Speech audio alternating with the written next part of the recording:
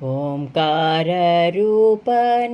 ഗുരുവായൂരമരുന്ന ഓമനക്കണ്ണനാണെൻ്റെ ദേവൻ. ഓരോരോ വേഷത്തിൽ ഓരോരോ ഭാവത്തിൽ ഓടിയണയുന്ന ദിവ്യബാലൻ. നരകുലജാതിക്കു നന്മ പകരുന്ന നാടിൻ്റെ ഭാഗ്യമി ദേവദേവൻ. സുരകുലം പൂജിക്കും പരമാത്മചൈതന്യ പ്രതിരൂപം തന്നെ ഭക്തദാസൻ. മോഹങ്ങൾ ഒക്കെയും മോദമായി മാറ്റുന്ന മോഹനരൂപനി കണ്ണനുണ്ണി.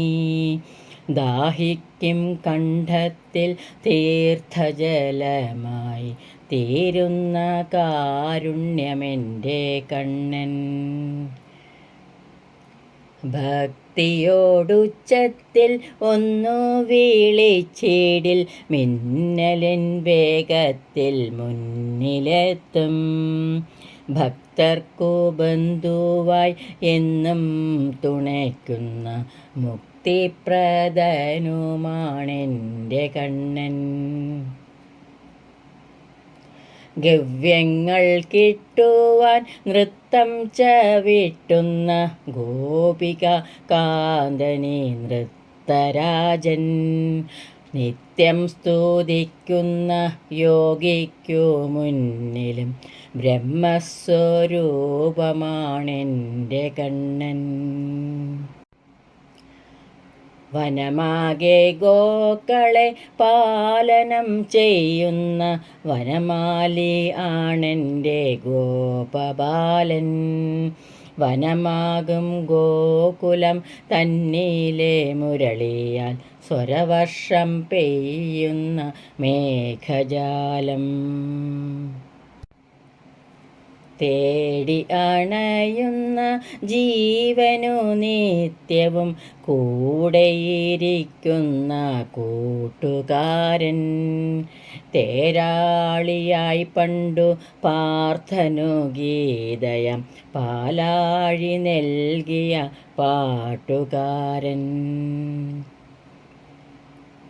വാനിലും ഭൂവിലും വാക്കിലും നോക്കിലും പൂർണ്ണത ചേർക്കുന്ന പുണ്യപുഞ്ചം. വാർത്തിങ്കൾ തോൽക്കുന്ന പുഞ്ചിരി തൂകിടും വാർമുകിൽ സൗന്ദര്യം എൻ്റെ കൃഷ്ണൻ. സുന്ദരരൂപനം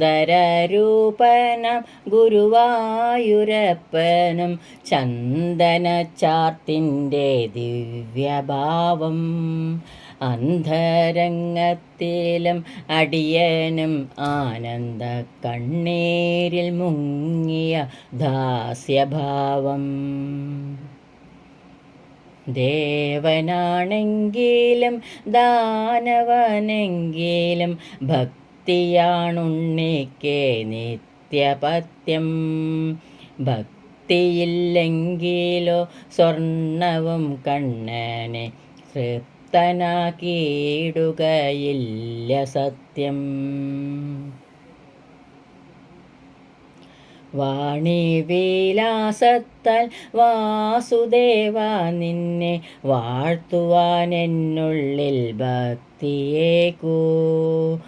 വാരീജനേത്രനിൻ ലീലരഹസ്യങ്ങൾ വർണ്ണിക്കാൻ അക്ഷരപുണ്യമേകൂ. യദുകുല സ്ത്രീകളിൽ നിഷ്കാമഭക്തിയാൽ സിരകളിൽ ചേർന്നൊരു ദേവദേവാ.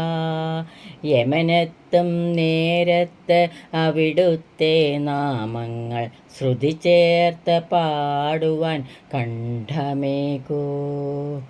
കൃഷ്ണ ഹരേ ജയ കൃഷ്ണ ഹരേ ജയ കൃഷ്ണ ഹരേ ജയ കൃഷ്ണ ഹരേ കൃഷ്ണ ഹരേ ജയ കൃഷ്ണ ഹരേ ജയ കൃഷ്ണ ഹരേ ജയ കൃഷ്ണ ഹരേ കൃഷ്ണ ഹരേ ജയ കൃഷ്ണ ഹരേ കൃഷ്ണ ഹരേ ജയ കൃഷ്ണ ഹരേ.